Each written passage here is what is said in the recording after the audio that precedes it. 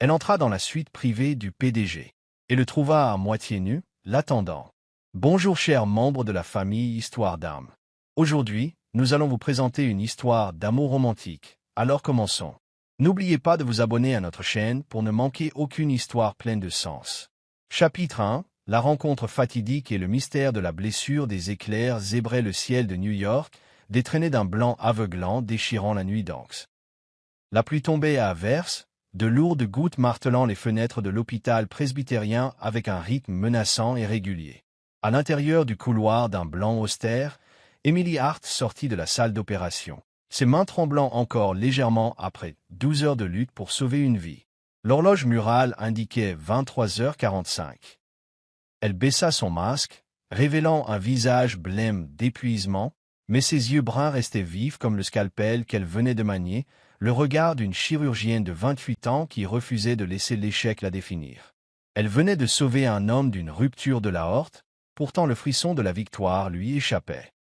À la place, il y avait le vide familier, une ombre qui s'accrochait à elle depuis le jour où sa mère était morte, une erreur médicale qu'elle, alors étudiante en première année de médecine, n'avait pu empêcher. Emily était intelligente, dévouée, mais elle menait une vie sur ses gardes, érigeant un mur invisible autour d'elle, avec le travail comme seul échappatoire. Elle venait de s'affaler sur une chaise dans la salle de repos quand le téléphone dans sa poche vibra violemment. Un numéro inconnu s'afficha à l'écran. Emily fronça les sourcils, ses doigts hésitants. « Qui appellerait à cette heure ?» Elle répondit, la voix rauque de fatigue. « Allô, Emily, c'est moi, chef Harris. » vint la voix familière, mais cette fois elle tremblait, dépouillée de son calme habituel. « J'ai besoin de toi tout de suite. Va au Waldorf Astoria. Suite privée, 32e étage. Secret absolu. Pas de question. Compris ?» Emily se figea, le souffle coupé. Le Waldorf Astoria, symbole d'extravagance au cœur de Manhattan, un repère de milliardaires et de politiciens. « Monsieur, je viens de terminer une opération. » « Pas le temps, la coupa-t-il, son ton urgent, comme s'il fuyait quelque chose. « Vas-y maintenant et sois prudente. » L'appel se termina, laissant un bip glaçant et prolongé dans son oreille. La pluie battait toujours quand Emily sortit de l'hôpital, son mince manteau collant à elle à cause de l'eau. Elle héla précipitamment un taxi, son cœur battant anormalement vite. Quelque chose n'allait pas. Le chef Harris n'était pas du genre à paniquer. Il lui avait appris à rester calme pendant les opérations les plus critiques. Mais sa voix à l'instant, c'était comme s'il avait peur. Le taxi glissa à travers les rues brillamment éclairées, la lueur des bâtiments se brouillant sous la pluie épaisse.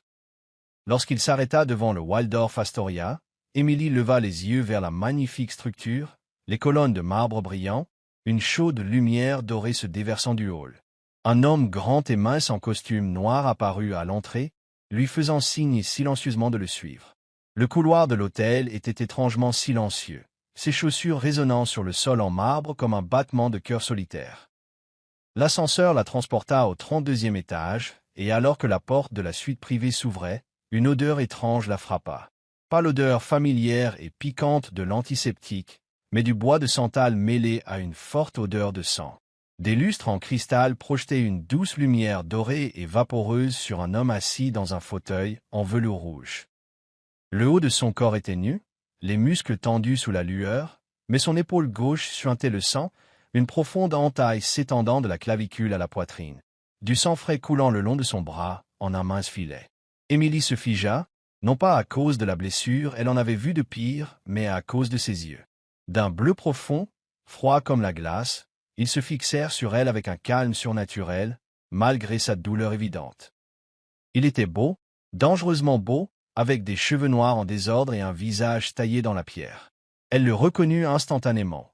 Adrian Blake, PDG de Blake Enterprises, l'un des hommes les plus puissants de New York, mais maintenant il ressemblait plus à un guerrier fraîchement sorti de la bataille qu'à un magnate milliardaire. « Sauvez-moi » dit-il, sa voix basse et ferme comme un commandement, et ne demandez rien. Emily déglutit difficilement, posant sa trousse médicale, essayant de maintenir son professionnalisme malgré son cœur battant la chamade. « Vous devez vous allonger » répondit-elle, sa voix plus stable qu'elle ne l'aurait cru. Les lèvres d'Adrian s'étirèrent en un léger demi-sourire, mais il obtempéra, s'allongeant sur le fauteuil avec une étrange tranquillité. Elle s'agenouilla à côté de lui, ouvrant sa trousse pour prendre des gants et des instruments, ses mains tremblant légèrement alors qu'elle touchait sa peau pour la désinfecter. Elle était brûlante, contrairement à quelqu'un qui perd du sang. Cette blessure n'est pas superficielle, dit-elle en commençant à suturer, ses yeux concentrés sur chaque point. L'odeur métallique du sang se mêlait à son parfum coûteux, formant un mélange inquiétant. Elle stabilisa ses mains, non pas à cause du sang, mais à cause de la façon dont il la regardait, comme s'il décortiquait chaque pensée dans son esprit. « Qui vous a fait ça ?» demanda-t-elle, sa voix ferme, brisant le silence étouffant. Adrian ne répondit pas immédiatement, pencha simplement la tête, son regard fixé sur elle. « Vous ne voulez pas savoir, Dr. Hart ?» dit-il finalement, son ton bas et délibéré, ce froid demi-sourire revenant. La façon dont il prononça son nom, plein, sans chaleur, lui envoya un frisson. Comment connaissait-il son nom? Mais elle n'insista pas, continuant à suturer, bien que sa réponse n'eût fait qu'approfondir sa curiosité. Une coupure comme celle-ci n'était pas aléatoire. Elle était délibérée, une frappe calculée destinée à infliger de la douleur. Quelqu'un le voulait mort, pourtant il refusait de s'étendre, comme s'il était habitué à vivre dans l'ombre des larmes. Elle noua le dernier point, appliqua une compresse de gaz, sa main s'attardant sur sa peau plus longtemps que nécessaire. « Fini », dit-elle en se levant, forçant le calme dans sa voix, malgré son pouls accéléré. « Vous avez besoin de repos, et pas de mouvements brusques. »« Pas besoin, » l'interrompit-il, se levant avec aisance, enfilant son gilet pour couvrir le bandage blanc, bien qu'une petite tache de sang transperçât le tissu noir. Emily regarda la tache, un malas grandissant. Cet homme ne se souciait pas de sa propre vie, soit trop confiant, soit trop familier avec le danger. À travers leur bref échange, elle réalisa qu'Adrian n'était pas seulement d'une beauté fatale. Il portait une allure dangereuse, un mélange de pouvoir absolu et de douleur cachée. Ses yeux laissaient entrevoir un secret plus grand, un abîme qu'elle n'était pas prête à sonder. « Si vous ne voulez pas parler, je ne vous forcerai pas, » dit-elle, son ton teinté de sarcasme. « Mais si vous n'êtes pas prudent, je ne serai pas là la prochaine fois pour vous rafistoler. » Une étincelle jaillit dans ses yeux, de l'amusement. « Vous vous souciez de moi, docteur Hart ?» demanda-t-il, sa voix taquine, mais son regard profond. Émilie se raidit, se tournant pour ranger ses instruments, cachant son trouble. « C'est Sophie ?» Non, elle faisait juste son travail. Mais pourquoi sa question la déstabilisait-elle? Alors qu'elle s'apprêtait à partir, Adrian s'approcha, sa présence dominant l'espace entre eux. Sa main effleura son poignet, le tenant une fraction de seconde, pas fort, mais assez pour qu'elle sente la force sous son costume. « Vous venez d'entrer dans un jeu dangereux, Émilie, » murmura-t-il, utilisant son prénom seul pour la première fois, sa voix douce, pourtant glaçante comme un avertissement. « Soyez prudent. » Émilie retira sa main, croisant son regard, cherchant un indice pour le déchiffrer. Mais ses profondeurs bleues étaient un vide sans fin. « Je ne joue pas à des jeux, » rétorqua-t-elle, « et je n'aime pas les menaces. » Il eut un vrai sourire, aussi bref fut-il. « Je ne vous menace pas, » dit-il en reculant. « J'énonce juste la vérité. » Elle quitta la pièce, la porte se refermant derrière elle avec un clic sec. Dans le couloir, le bruit de la pluie persistait, mais son esprit était un enchevêtrement de questions sans réponse. À l'intérieur, Adrian se tenait seul, touchant sa blessure, le sang tachant ses doigts. « Elle n'est pas comme les autres, » murmura-t-il, ses yeux brillants d'une lumière indéchiffrable. « Peut-être qu'elle changera tout, ou détruira tout. » Chapitre 2. Involontairement entraîné dans le vortex, 2 jours s'étaient écoulés depuis cette nuit fatidique au Waldorf Astoria, et Emily Hart pensait que tout s'était estompé dans l'oubli, comme la tempête qui s'était dissipée à l'extérieur. Elle était retournée à sa routine, de longues gardes à l'hôpital presbytérien, le bip régulier des moniteurs cardiaques et l'odeur familière de l'antiseptique. Mais au fond d'elle, un malaise couvait, comme si quelque chose rôdait, attendant. Au début, elle l'ignora, le considérant comme un écho du regard glaçant d'Adrian Blake, l'avertissement cryptique qu'il avait laissé dans cette chambre luxueuse. Elle essaya de s'en défaire, se disant qu'elle n'était pas du genre à se laisser emporter par des pensées fantaisistes. Mais ensuite, des signes commencèrent à apparaître, petits, mais suffisants pour lui donner des frissons. Cet après-midi-là, Alors qu'elle traversait la rue animée près de l'hôpital pour prendre un café, un homme coiffé d'une casquette de baseball se tenait à quelques mètres, son étrange regard fixé sur elle. Il ne bougeait pas, ne parlait pas, la fixait simplement, et quand elle se retourna pour confirmer, il avait disparu dans la foule. Émilie secoua la tête, se convainquant qu'elle imaginait des choses. Mais le lendemain soir, alors qu'elle quittait l'hôpital pour son petit appartement de Brooklyn, une élégante voiture noire s'attarda trop longtemps devant son immeuble, son moteur tournant au ralenti, mais personne n'en sortant. Elle s'arrêta, sa main se resserrant sur la sangle de son sac, ayant l'impression que quelqu'un observait chacun de ses pas. « Je suis juste fatiguée », marmonna-t-elle en se hâtant d'entrer. Mais son cœur battait plus fort que d'habitude. Le point de rupture arriva le mardi soir, après qu'elle eut pris une douche et se fut assise sur son canapé avec une tasse de thé fumante. Son téléphone vibra sur la table, l'écran s'illuminant d'un SMS provenant d'un numéro anonyme. Vous en savez trop. 5 mots courts, pas de points, pas d'explication, mais assez pour que la tasse de thé lui glisse des mains et se brise sur le sol. Elle bondit, courut à la fenêtre et écarta brusquement les rideaux. La rue était sombre, à l'exception de la faible lueur d'un lampadaire illuminant cette voiture noire familière, toujours là, silencieuse comme un fantôme. Émilie agrippa son téléphone, sa respiration haletante. Ce n'était pas une farce. Quelqu'un la ciblait, et elle ne savait pas pourquoi. Ou plutôt, elle ne voulait pas admettre qu'elle avait déjà deviné la raison. Le lendemain matin, elle arriva à l'hôpital avec des cernes sous les yeux dues à l'insomnie, luttant pour se concentrer sur sa garde. Son esprit était en désordre, des questions sans réponse tourbillonnant. Adrian Blake était-il impliqué? Que signifiaient ses propos sur un jeu dangereux?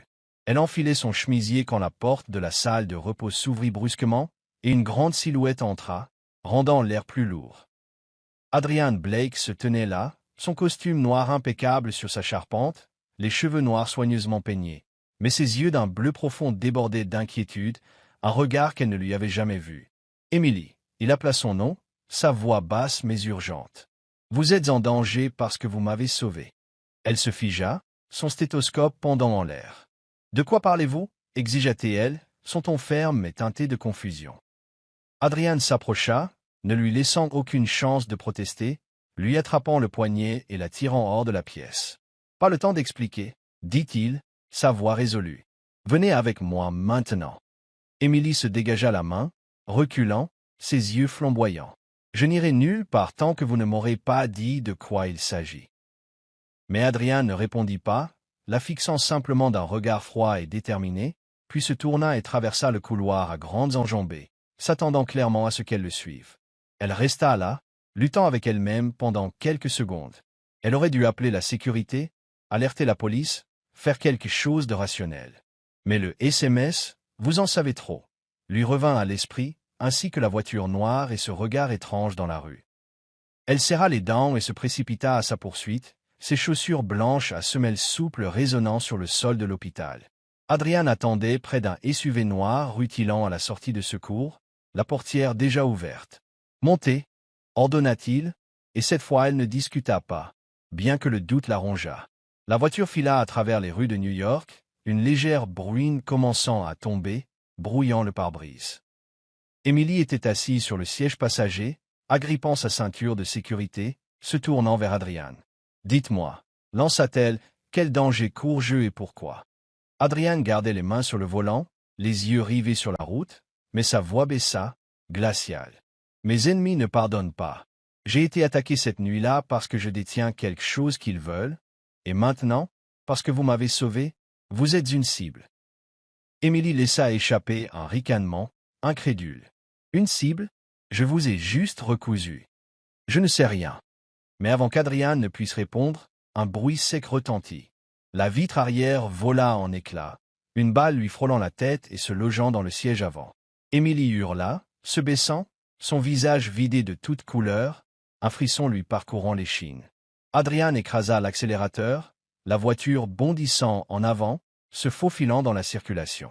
« Vous pensez toujours que c'est une blague ?» grogna-t-il, agrippant fermement le volant, ses yeux jetant un coup d'œil au rétroviseur. Émilie ne répondit pas, sa respiration rapide, ses mains agrippées au siège. Le bruit du verre brisé résonnait dans ses oreilles, et pour la première fois, elle réalisa qu'elle était vraiment prise dans quelque chose qui la dépassait. « Qui sont-ils » demanda-t-elle, sa voix tremblante mais se forçant au calme.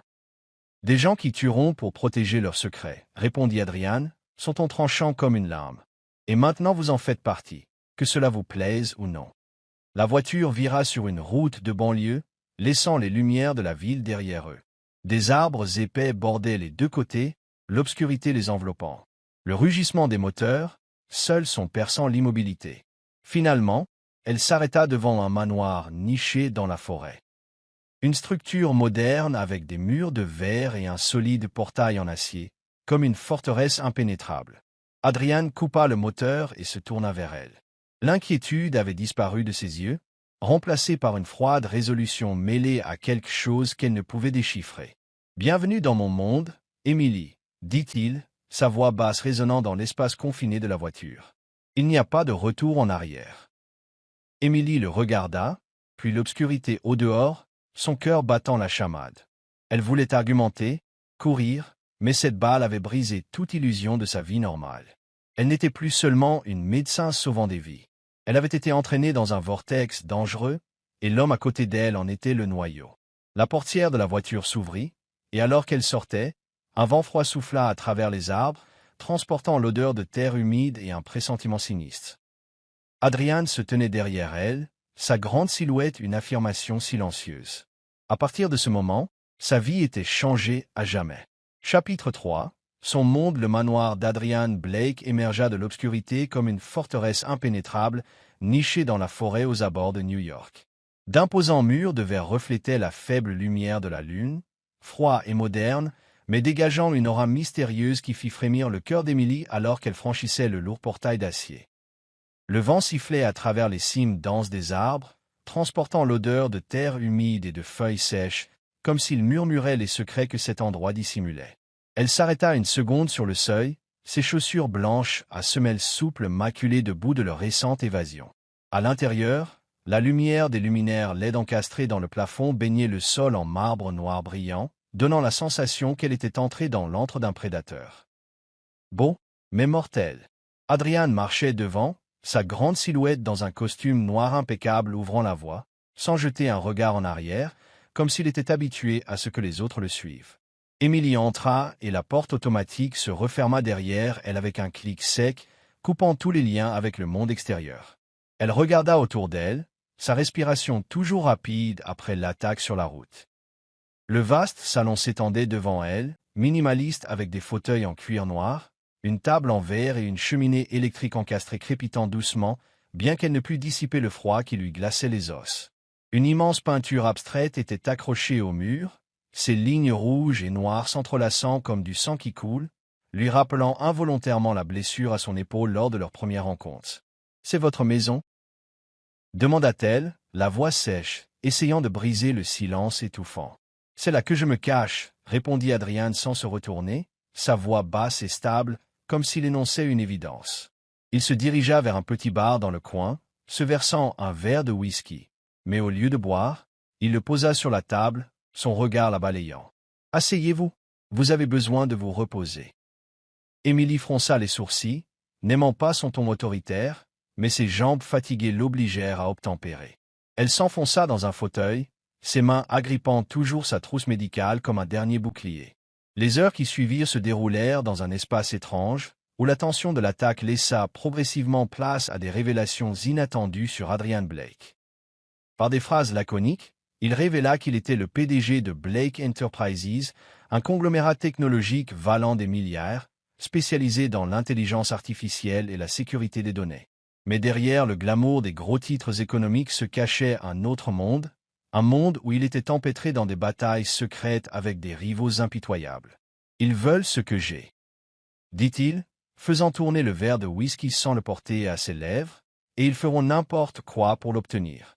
Émilie l'étudia, essayant de concilier l'image de l'homme résolu et décidé devant elle avec celui qui avait été attaqué dans cette chambre d'hôtel. Il était un paradoxe, un pouvoir absolu associé à une solitude frappante. Elle surprit un rare moment où il se tenait près de la fenêtre, regardant la forêt d'un noir dense. Le clair de lune illuminait son visage, soulignant ses traits aigus, mais ses yeux d'un bleu profond étaient distants, rempli de douleur. Il ne dit rien, se contenta de rester là, les mains dans les poches, comme perdu dans un souvenir qu'elle ne pouvait atteindre. « Vous n'êtes jamais fatigué ?» demanda-t-elle, sa voix plus douce que prévu, « de vivre comme ça, toujours à courir, toujours à vous battre. » Adrian se tourna, ses yeux glissant sur elle, et pour la première fois, elle vit un léger sourire vaciller, ni froid, ni taquin, mais teinté de tristesse. « Fatigué, répondit-il, mais je n'ai pas le choix. » Une étincelle d'émotion entre eux surgit de manière inattendue en fin de journée. Quand Adrian disparut soudainement dans la cuisine, une petite alcôve nichée derrière le salon qu'elle n'avait pas remarqué plus tôt. Elle entendit le bruit d'un couteau sur une planche à découper, de l'eau bouillante, et l'arôme d'ail sauté se répandit. « Que faites-vous » demanda-t-elle en se levant et en s'approchant. Adrian se tourna, tenant une poêle, son gilet retiré, les manches retroussées pour révéler des bras musclés. « Je cuisine, dit-il simplement, comme si c'était la chose la plus naturelle. Devant elle se trouvait un dîner modeste, des spaghettis à la sauce tomate, à l'ail et aux herbes, bien moins somptueux qu'elle ne l'attendrait de quelqu'un comme lui. « Je n'ai pas de chef, expliqua-t-il en plaçant l'assiette devant elle, et je pensais que vous aviez faim. » Émilie regarda les pâtes, puis lui, son cœur s'agitant légèrement. Ce n'était pas la nourriture, bien qu'elle fût meilleure qu'elle ne l'avait prévu, mais le moment lui-même. L'homme qu'elle avait autrefois considéré comme un courtier en pouvoir froid et insensible se tenait maintenant ici, cuisinant pour elle dans une minuscule cuisine au sein de sa forteresse. « Pourquoi faites-vous ça » demanda-t-elle, sa voix baissant.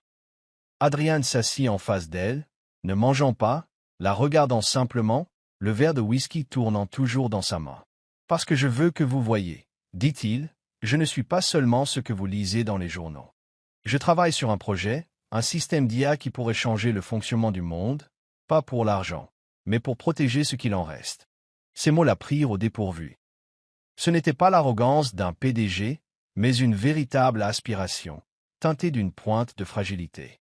Elle mangea lentement, sentant la chaleur du repas se répandre dans son corps refroidi. Ils parlèrent, pas beaucoup, mais assez pour qu'elle entrevoie un Adrian différent. Il parla de ses débuts en tant que start-up, du poids de la responsabilité sur ses épaules, et bien qu'il ne le dit pas ouvertement, elle sentit la solitude sous ses mots. Pour la première fois, elle ne le vit pas comme une menace. Elle le vit comme une personne, marquée non seulement sur son épaule, mais dans son âme. Cette nuit-là, alors qu'elle se tenait sur le petit balcon du manoir, contemplant le clair de lune filtrant à travers les arbres, Adrian apparut à côté d'elle.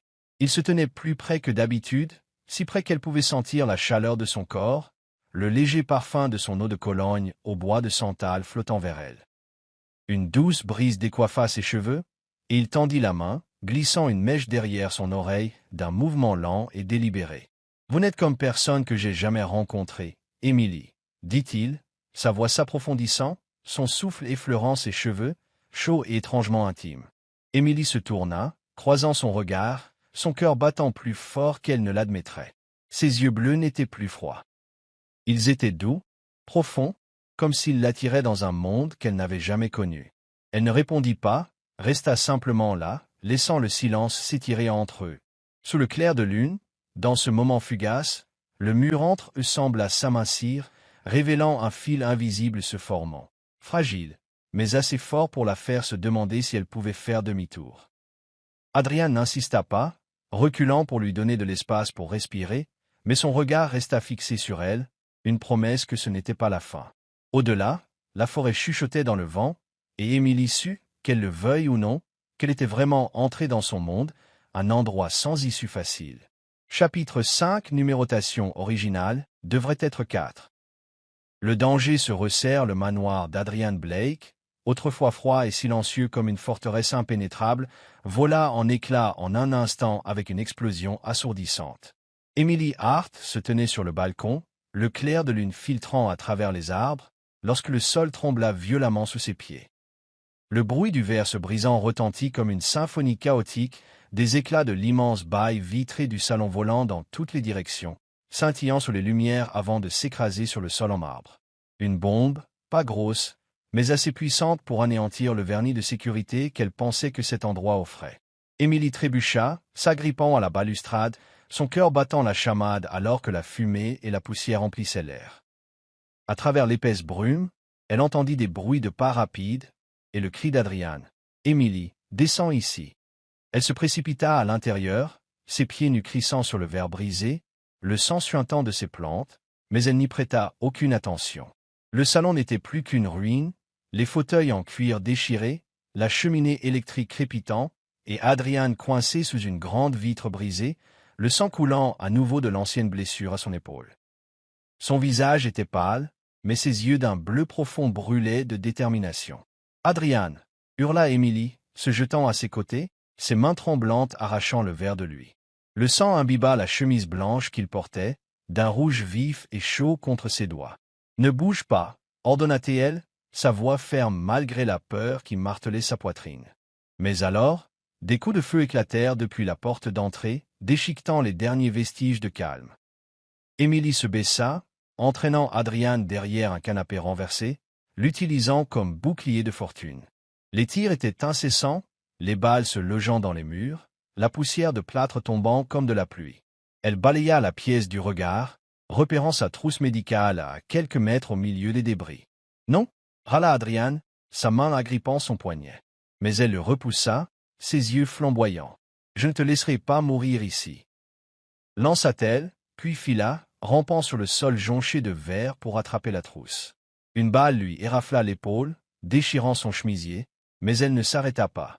Lorsqu'elle revint aux côtés d'Adrian, ses mains étaient gluantes de sang, le sien et le sien. Mais elle l'ignora. Elle ouvrit la trousse, sortant des gants et des instruments, commençant les premiers soins alors que les coups de feu résonnaient à proximité. Ses mains bougeaient rapidement, professionnellement, comme elle l'avait fait des centaines de fois en salle d'opération.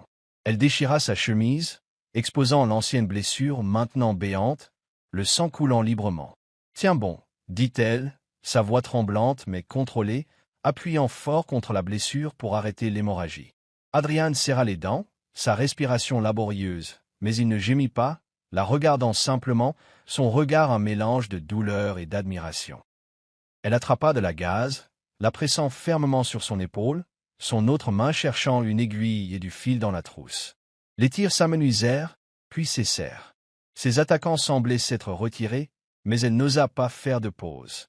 Elle sutura rapidement, chaque point perçant sa chair uniformément, le sang tachant ses gants de rouge. « Tu gères ça » murmura Adrian, sa voix faible mais portant une étrange force. Lorsqu'elle noua le fil, le rugissement de moteur de voiture retentit à l'extérieur du portail, puis s'estompa dans la forêt. Les attaquants étaient partis, laissant une immobilité mortelle sur la pièce en ruine. Emily s'effondra sur le sol, les mains tremblantes, le souffle court. Elle se tourna vers Adrian en criant « Qu'est-ce qui se passe ?» Sa voix se brisa, incapable de maintenir plus longtemps son calme apparent. Adrian, bien que faible, tendit la main vers elle, ses doigts froids agrippant fermement les siens, ne voulant pas lâcher prise. « J'ai quelque chose qu'ils veulent, » dit-il, la voix rauque, des preuves de leur crime, corruption, meurtre, tout. Ils n'arrêteront pas tant qu'ils ne l'auront pas ou ne m'auront pas tué. Émilie le regarda, son esprit vacillant. Prose? Crime? Elle avait seulement voulu le sauver, pas se retrouver empêtrée dans quelque chose d'aussi vaste. Mais alors elle se souvint de la balle qui lui avait frôlé la tête dans la voiture, de l'explosion quelques instants auparavant, et du sang sur ses mains maintenant. Elle n'était plus une étrangère. « Pourquoi ne me l'as-tu pas dit plus tôt ?» demanda-t-elle, sa voix baissant presque jusqu'à un murmure. Adrian ferma les yeux, sa respiration ralentissant, mais sa main s'accrochait toujours à la sienne. « Parce que je ne voulais pas que tu aies peur, je ne voulais pas que tu t'enfuies. » Ces mots la glacèrent. Elle le regarda, l'homme qu'elle avait vu comme puissant, invincible, maintenant étendu là, le sang formant une flaque sur le sol, ses yeux révélant une vulnérabilité dont elle n'avait jamais été témoin. Il n'était pas le mur d'acier qu'elle avait imaginé, mais une personne réelle, fragile et ayant besoin d'elle plus que jamais. « Tu n'avais pas à faire ça, » dit-il, la voix rude, comme s'il essayait de la repousser du danger. Mais Émilie secoua la tête, resserrant sa prise sur sa main. « Je n'abandonne personne, » répondit-elle, sa voix stable malgré l'adrénaline qui secouait son corps. À cet instant, au milieu des décombres de l'odeur de fumée, quelque chose s'enflamma entre eux. Pas des mots, mais une connexion plus profonde qu'elle ne l'avait imaginée. Elle le vit tremblant mais résolu, et il la vit terrifiée mais inébranlable.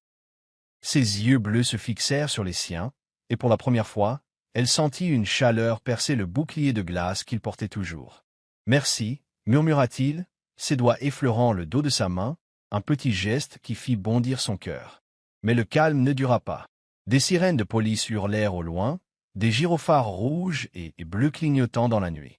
Adrian ouvrit les yeux, son regard s'aiguisant de résolution. « Nous devons fuir, » dit-il, luttant pour s'asseoir malgré les protestations de son corps. Émilie le soutint, son bras autour de ses épaules, sentant son poids appuyé contre elle. « Fuir où » demanda-t-elle, la voix paniquée. « N'importe où, » répondit-il, son ton bas et ferme. « Je ne te laisserai pas mourir à cause de moi. » Elle l'aida à se lever, le sang dégoulinant de ses pieds pour se mêler aux siens sur le sol. Ils sortirent en titubant de la pièce dévastée, les sirènes se faisant plus fortes. Adrian la conduisit à un garage à l'arrière, où un élégant véhicule tout-terrain noir attendait. Il ouvrit la portière, s'effondrant presque sur le siège conducteur, mais lui fit signe de monter. « Dépêche-toi » grogna-t-il, et Émilie n'hésita pas, sautant du côté passager.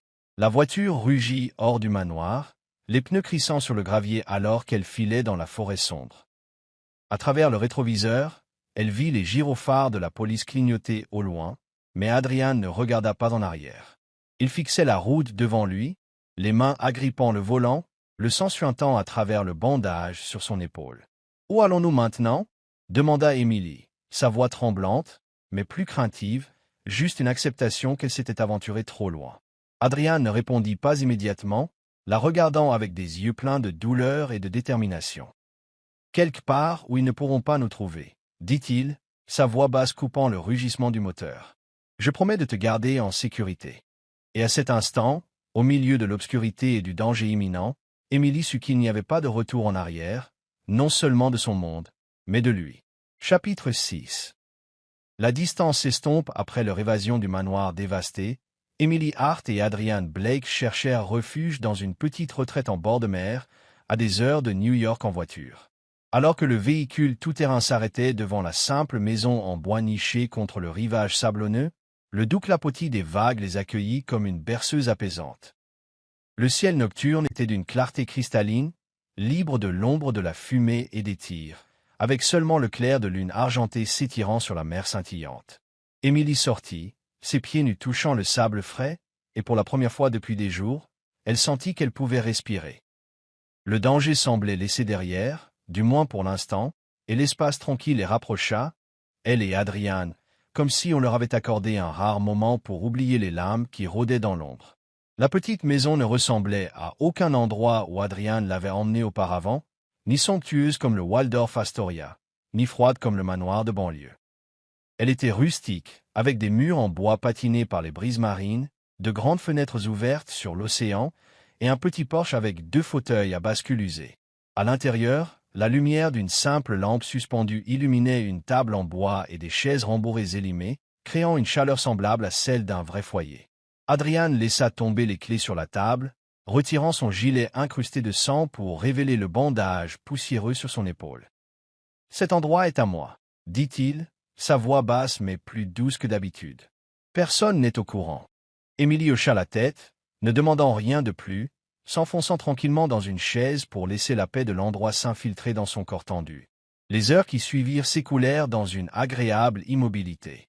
Adrian trouva une vieille bouteille de vin rouge dans le placard de la cuisine, versant 2 verres malgré le léger tremblement de ses mains dû à sa blessure.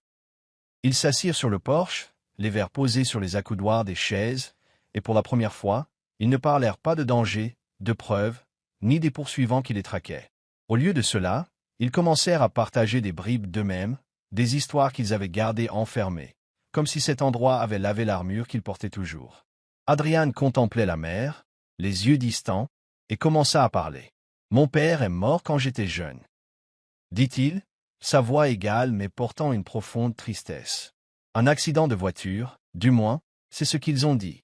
J'ai grandi avec ma mère, mais elle ne supportait pas la pression de la famille Blake. J'ai dû reprendre l'entreprise à 22 ans, sans autre choix. » Il marqua une pause, sa main se resserrant autour du verre. « Les gens pensent que je voulais le pouvoir, mais en réalité, je voulais juste survivre. Émilie écoutait, son cœur se serrant alors qu'elle réalisait à quel point ils se ressemblaient, tous deux liés par leur passé, forcés d'être forts malgré les cicatrices intérieures. Elle posa son verre, le regardant, et pour la première fois, elle s'ouvrit. « Ma mère est morte d'une erreur médicale, dit-elle, la voix basse, chaque mot comme une coupure. J'étais là, à l'hôpital, mais j'étais juste une étudiante de première année. Je ne pouvais rien faire. Elle est morte juste devant moi, et j'ai juré que je ne laisserai plus jamais personne mourir entre mes mains. C'est pourquoi je suis devenu médecin. » Adrian se tourna vers elle, ses yeux d'un bleu profond calme, ne jugeant pas, écoutant simplement. Une empathie silencieuse naquit entre eux, les rapprochant, comme deux fragments brisés se retrouvant au milieu d'une tempête. La nuit s'approfondit, le ciel scintillant d'étoiles comme des joyaux dispersés sur une toile noire. Ils quittèrent le porche, marchant sur le sable froid, les vagues effleurant le rivage comme une tendre mélodie. Émilie se tenait là, la brise marine décoiffant ses cheveux bruns, et Adrian s'approcha, plus près que jamais. Il ne dit rien, leva seulement une main vers sa joue, ses doigts froids, étrangement chauds alors qu'ils effleuraient sa peau. Elle leva les yeux, leurs regards se rencontrant, et le temps sembla s'arrêter. Sous la lumière des étoiles, Adrian la prit dans ses bras, son étreinte forte mais douce l'enveloppant, comme s'il avait attendu ce moment depuis des lustres. Ses lèvres trouvèrent les siennes, et leur premier baiser s'enflamma, ardent et tendre à la fois, intense et pourtant respectueux. Son souffle se mêla au sien, la salinité de la mer s'infiltrant dans tous ses sens, et à cet instant, toute distance entrefondit. Le baiser s'attarda, sans hâte, comme s'ils essayaient tous deux de mémoriser chaque sensation, chaque battement de cœur de l'autre. Lorsqu'ils se séparèrent, Émilie appuya sa tête sur sa poitrine, entendant son cœur battre puissamment sous sa fine chemise. Il la serra plus fort, sa main caressant ses cheveux, et leur silence parlait plus que les mots n'auraient jamais pu le faire. Elle sentit la chaleur de son corps, le léger parfum de son eau de Cologne au bois de santal, et une paix rare l'inonda. « Je n'aurais jamais cru trouver ça, » murmura Adrian, sa voix basse et rauque, presque perdue dans les vagues. « Trouver quoi » demanda-t-elle en le regardant. « Toi » répondit-il, son regard se fixant sur le sien, profond et sincère. Ils se tenaient là, enlacés sous le ciel étoilé, les vagues battant au rythme de leur respiration. Émilie se pencha contre lui, sentant sa stabilité, et un doux bonheur s'insinua dans son cœur, un sentiment qu'elle n'aurait jamais imaginé possible sur ce fil du rasoir entre la vie et la mort. Mais alors, au milieu de cette chaleur, une pensée vacilla dans son esprit, froide et tranchante comme une lame. Ce bonheur durera-t-il? Elle ne le verbalisa pas, resserra simplement ses bras autour de lui, comme pour s'accrocher à ce moment avant qu'il ne s'échappe. Adrian se pencha, déposant un doux baiser sur son front, et sa tendresse lui donna envie de croire, ne serait-ce qu'un peu, qu'il pourrait tout surmonter. Cette nuit-là, ils s'assirent sur le sable, épaule contre épaule, les mains entrelacées, laissant les vagues et les étoiles témoigner du tournant dans leur cœur. La modeste retraite devint une oasis au milieu de la tempête de leur vie, où ils n'étaient plus médecins et PDG, victimes et protecteurs, juste Émilie et Adrian, deux âmes se trouvant dans l'obscurité. Pourtant, au fond d'elle, la question persistait, un léger nuage sur un ciel parfait.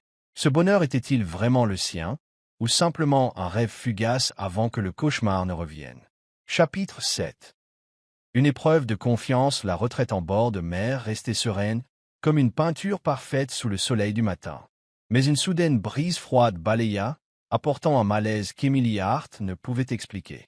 Après leur baiser sous les étoiles la nuit précédente, elle et Adrian Blake avaient trouvé une proximité fragile, comme s'ils pouvaient momentanément oublier les dangers qui rôdaient au-delà. Ce matin, elle se tenait dans la petite cuisine, préparant du café avec une vieille machine, l'AR. Omrich emplissant l'air. Adrian était assis sur le porche, téléphone à la main, son regard lointain vers la mer. Elle sourit faiblement, pensant que ce moment, aussi bref soit-il, était un cadeau rare au milieu de la tempête de leur vie. Mais alors tout changea en un instant. Émilie monta sur le porche, avec l'intention de lui apporter du café, quand elle entendit sa voix à travers la porte légèrement ouverte. Basse, tendue, pas le ton doux qu'il avait utilisé avec elle la nuit dernière.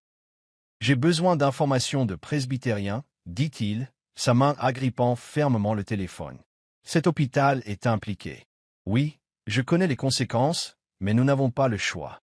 Émilie se figea, la tasse de café tremblant dans sa main, le liquide débordant. Presbytérien, son hôpital où elle travaillait, où elle avait passé des milliers d'heures à sauver des vies. Que disait-il? Une sorte de conspiration? Elle resta là, la respiration s'accélérant, s'efforçant d'en entendre plus. S'il découvre, nous perdrons tout, continua-t-il, sa voix froide, comme lorsqu'il affrontait des ennemis. Mais j'ai besoin de ces données, peu importe le coût. Elle entra, incapable de se retenir plus longtemps. La tasse de café lui glissa des mains, s'écrasant sur le sol en bois et se brisant en morceaux, le son surprenant Adrian qui se retourna. Ses yeux d'un bleu profond s'écarquillèrent un instant avant de retrouver rapidement leur calme habituel. « Émilie, dit-il, mettant fin brusquement à l'appel, mais il était trop tard. « Qu'est-ce que tu viens de dire » demanda-t-elle, sa voix tremblante, non pas de peur, mais d'un sentiment croissant de trahison qui lui montait à la poitrine. Adrian se leva, s'approchant, levant une main comme pour l'apaiser. « Ce n'est pas ce que tu penses, » dit-il, sa voix basse mais urgente. « Fais-moi confiance. » Te faire confiance. Émilie recula, son regard enflammé le transperçant. « Tu viens de mentionner mon hôpital, où je travaille, où je mets ma foi, dans un appel téléphonique secret. Et tu me dis de te faire confiance. Que fais-tu, Adrian? M'utiliser comme un pion dans ton jeu? » Sa voix se brisa, les jours de peur, de fuite, et même le baiser de la nuit dernière lui poignardant maintenant le cœur comme une lame. Adrian secoua la tête, s'approchant, mais elle leva une main pour l'arrêter. « Ne t'approche pas de moi, lança-t-elle. Dis-moi la vérité. Qu'est-ce que c'est? » Il se tut, ses yeux la balayant, et ce silence jeta de l'huile sur le feu en elle. « Je ne peux pas tout te dire maintenant, » dit-il finalement, sa voix baissant, presque suppliante, « mais je jure que je ne fais rien pour te blesser. » Émilie laissa échapper un rire amer, les larmes montant, mais retenues. « Pas me blesser? Tu m'as entraîné dans ce fichu monde, tu m'as fait tirer dessus, traquer, et maintenant tu utilises mon hôpital pour un quelconque stratagème dont je ne sais rien. Je t'ai fait confiance, Adrian, cria-t-elle, sa voix se brisant, les mains serrées en poing. Je t'ai confié ma vie. Adrian resta immobile, son visage pâlissant, mais il ne répliqua pas. Elle se retourna, sortant en trombe, ses mains tremblantes rassemblant ses affaires, trousse médicale, veste, tout ce qu'elle pouvait emporter. Émilie, non, cria-t-il derrière elle, sa voix rauque, la suivant dans le petit salon. Tu ne comprends pas? Sortir maintenant, c'est du suicide. Il nous cherche toujours. Mais elle n'écouta pas, ne voulut pas. Elle enfila ses chaussures, se tournant pour lui faire face une dernière fois, ses yeux remplis de douleur et de désillusion. Je préfère les affronter plutôt que de rester ici avec quelqu'un en qui je ne peux pas avoir confiance, dit-elle, sa voix glaciale. Au revoir, Adrian. Elle ouvrit la porte en grand et sortit, sans regarder en arrière, bien que son cœur se sentît écrasé. Le sable froid pressait contre ses pieds, la brise marine fouettant ses cheveux, transportant le sel des larmes qu'elle ne pouvait plus retenir. Elle savait qu'elle marchait vers le danger, savait que ceux qui les traquaient pourraient l'attendre là-bas, mais la morsure de la trahison l'emportait sur la menace de n'importe quelle balle. Elle appela un taxi d'une ville voisine, monta dedans, et alors que la voiture roulait le long de la route côtière, elle regarda par la fenêtre, observant la silhouette d'Adrian sur le porche rapetissé et disparaître au détour d'un virage. Dans la maison maintenant vide, Adrian se tenait seul, sa main agrippant le téléphone si fort que ses jointures blanchissaient. Il regardait la mer, où le soleil du matin brillait encore intensément, mais tout ce qu'il voyait était l'obscurité. « Je ne voulais pas te perdre, » murmura-t-il, sa voix se brisant dans l'espace silencieux. Il frappa du poing contre le mur, l'impact résonnant sèchement, mais la douleur dans sa main ne pouvait se comparer à la douleur dans sa poitrine. Il avait caché la vérité, non pour la tromper, mais pour la protéger d'un secret plus grand, des données de l'hôpital liées à un essai médical illégal que ses ennemis avaient orchestré, des preuves dont il avait besoin pour les faire tomber. Mais maintenant, il réalisait qu'il avait perdu la chose la plus précieuse, sa confiance. Dans le taxi, Émilie était assise, recroquevillée, serrant sa trousse médicale, des larmes coulant silencieusement sur son visage. Elle ne savait pas où elle allait, seulement qu'elle devait retourner à New York, à sa propre vie, aussi dangereuse soit-elle. Des images d'Adrian, le baiser sous les étoiles, le dîner qu'il avait préparé, son regard lointain lui revinrent à l'esprit. Mais elle n'était plus qu'une blessure profonde. Elle lui avait ouvert son cœur, lui avait tout confié, et il avait dissimulé quelque chose lié à son existence même. Comme j'ai été stupide, murmura-t-elle en essuyant ses larmes, mais la douleur ne s'estompait pas. Le taxi filait sur des routes sinueuses, l'emmenant loin de la maison en bord de mer, loin d'Adrian. Elle ne savait pas où ce choix la mènerait, la sécurité ou la mort, mais elle ne pouvait pas rester, ne pouvait pas supporter la trahison une seconde de plus. Dehors, le ciel restait clair, mais en elle régnait une nuit sans issue, et Adrian, seul dans la maison vide, fixait la chaise où elle s'était assise, sachant qu'il venait de perdre la seule personne qui l'eût jamais fait se sentir moins seul. Chapitre 8. Amour et courage. Emily Hart sortit du taxi, devant son petit appartement de Brooklyn, les faibles lampadaires projetant une lueur pâle sur la rue calme. 2 jours s'étaient écoulés depuis qu'elle avait quitté la retraite en bord de mer, abandonnant Adrian Blake et ses mensonges. Elle était épuisée, des cernes sombres marquant ses yeux insomniaques, son cœur lourd de la morsure de la trahison. Mais alors qu'elle insérait sa clé dans la serrure, un son étrange résonna derrière elle, le claquement sec et délibéré de chaussures à semelles dures sur le trottoir. Elle se retourna, mais avant qu'elle ne puisse réagir, une main rude lui ferma la bouche, l'entraînant dans l'allée sombre à côté de son immeuble. Sa trousse médicale tomba au sol, le bruit métallique résonnant dans la nuit silencieuse.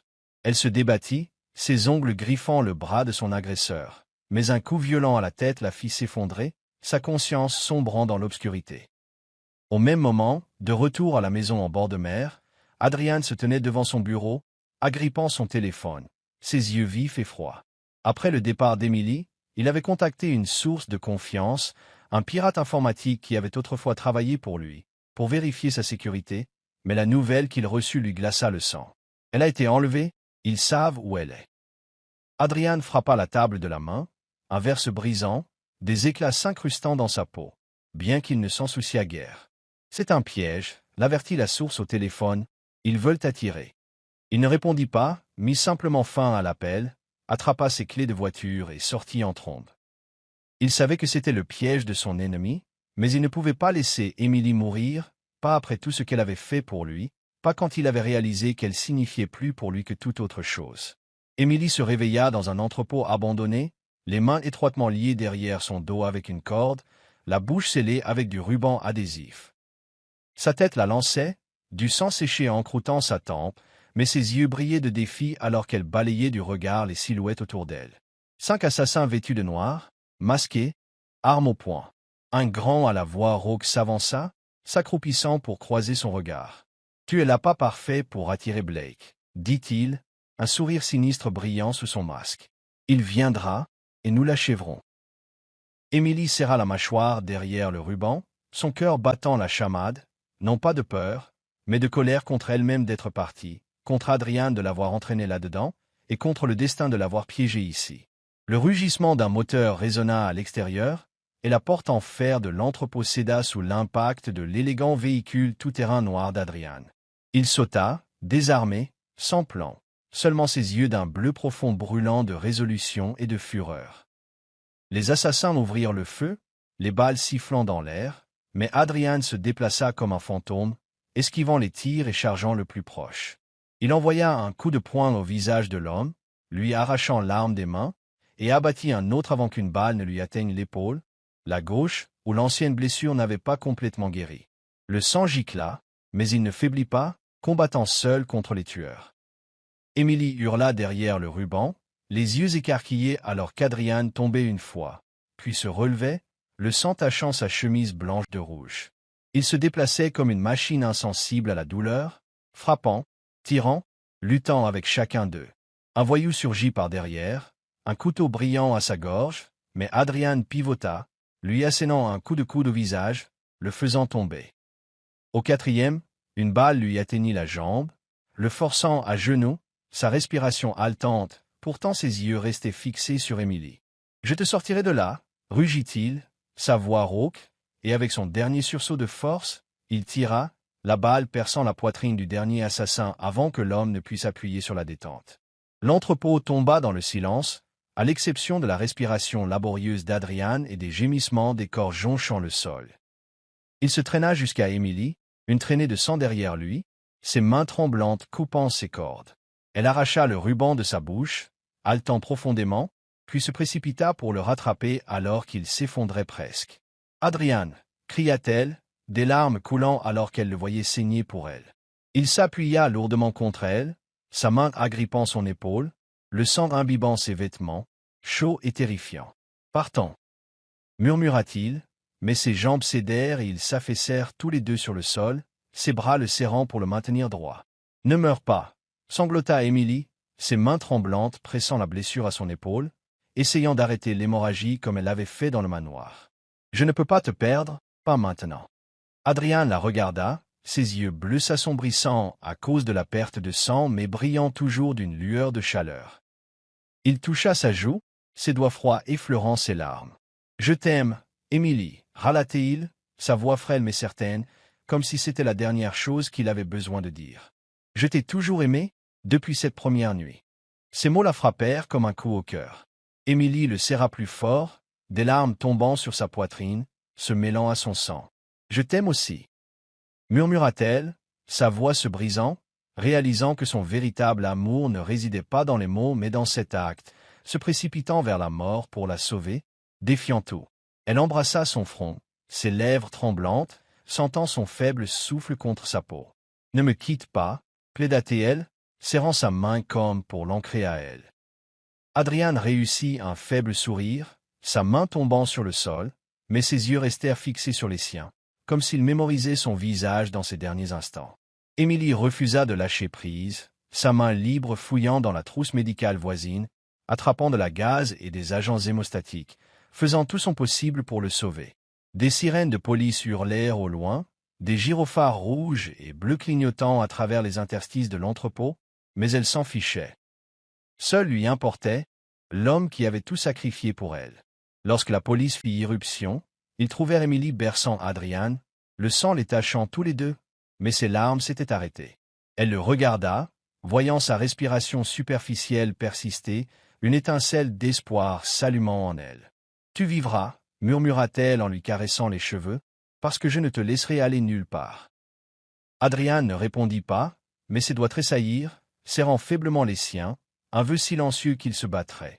Pour elle, pour l'amour qu'il venait de trouver au bord de la vie et de la mort. Chapitre 9. Vérité et justice. Les sirènes de police retentissaient dans la nuit, des gyrophares rouges et bleus clignotant dans l'obscurité de l'entrepôt abandonné, où Emily Hart et Adrian Blake venaient d'échapper aux griffes de la mort. Emily était agenouillée à côté d'Adrian, ses mains trempées de son sang et du sien, mais ses yeux brûlaient de résolution alors que la police faisait irruption.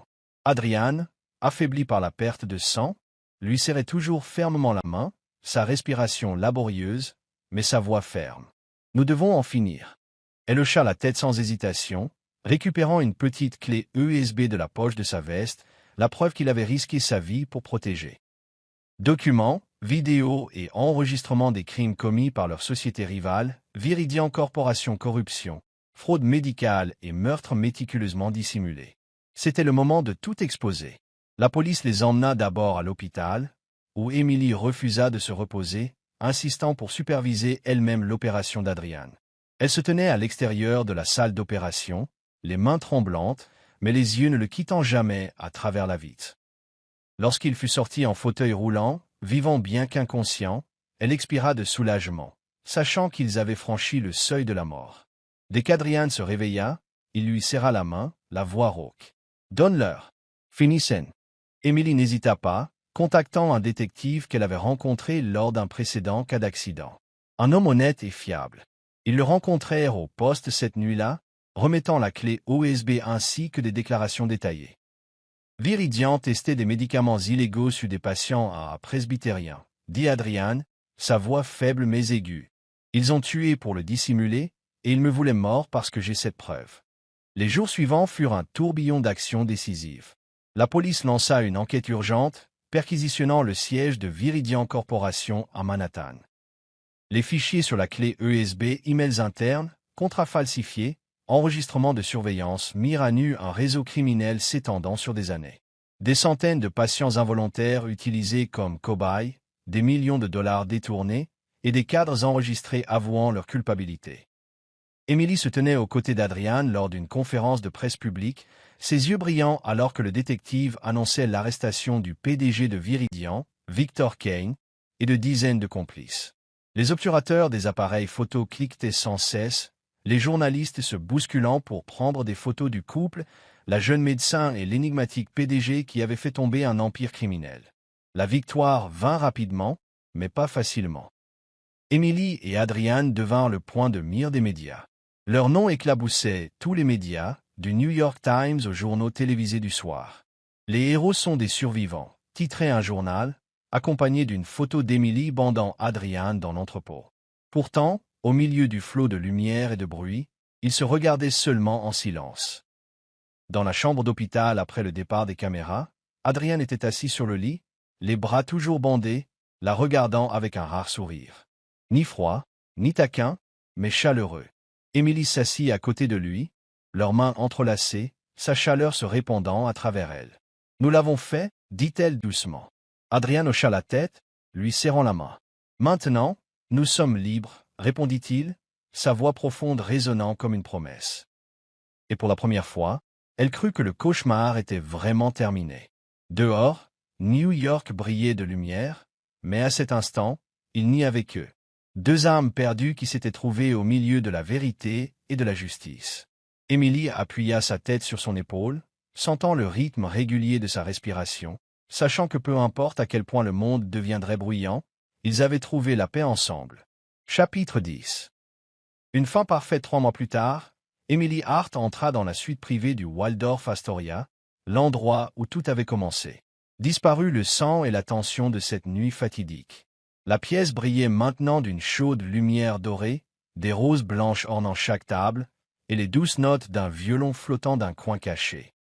Elle portait une robe en soie vert pâle simple mais élégante, ses cheveux bruns tombant librement, ses yeux pétillants alors qu'elle voyait Adrian Blake se tenant là, impeccable dans un costume noir, ses yeux d'un bleu profond se fixant sur elle comme la première fois qu'ils s'étaient rencontrés. Il sourit, s'approchant, et avant qu'elle ne puisse parler, il tomba à genoux, ouvrant un écrin pour révéler un diamant scintillant sous les lumières. « Tu aimes sauve, Emily » dit-il, sa voix basse mais débordant d'émotion. Pas seulement cette nuit-là, mais chaque jour depuis.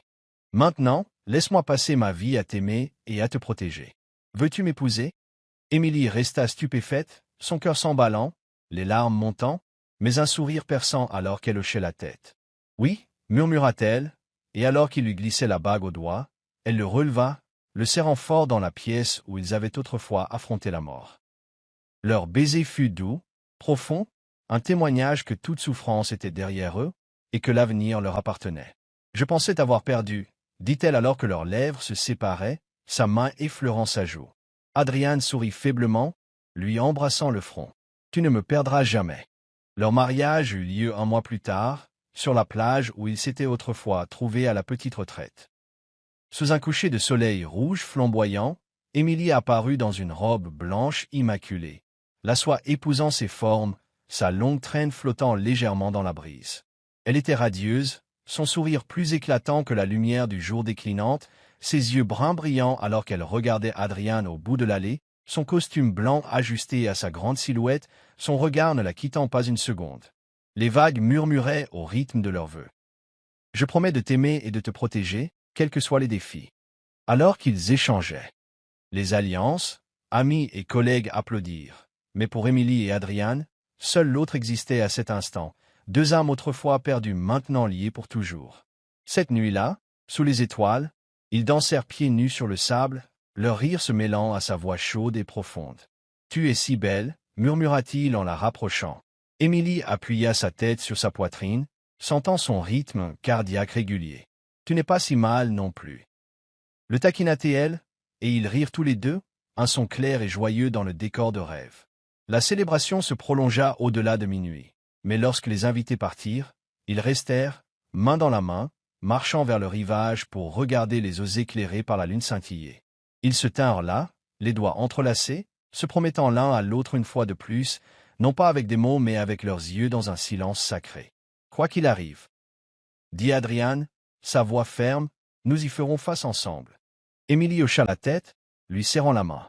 Ensemble, répondit-elle, et ils s'embrassèrent, longuement et profondément, un vœu que rien ne pourrait les séparer. Devant eux s'étendait l'avenir, un avenir heureux, libre des ombres du passé, rempli seulement de la lumière de l'amour et de l'espoir. Quand ils retournèrent à la petite maison, maintenant leur foyer, Émilie s'appuya sur son épaule, souriant. « Nous l'avons fait, » dit-elle. Adrien lui embrassa les cheveux, murmurant « Et nous ferons encore plus. » Cette nuit-là, ils dormirent dans les bras l'un de l'autre, les vagues les berçant doucement. Et pour la première fois, ils crurent tous les deux que ce bonheur était éternel. Merci d'avoir suivi cette histoire touchante de la chaîne Histoire d'âme. Partagez vos réflexions sur l'histoire dans les commentaires ci-dessous. Si vous croyez que le véritable amour peut résister à toutes les épreuves et commence parfois de la manière la plus simple, n'oubliez pas de cliquer sur le bouton j'aime et de partager cette histoire avec vos amis. Pour ne jamais manquer d'histoires touchantes et pleines de sens, abonnez-vous à notre chaîne et aidez-nous à diffuser des messages d'amour et de chaleur à tout le monde. Cherisons ensemble les beaux moments de la vie et de l'amour.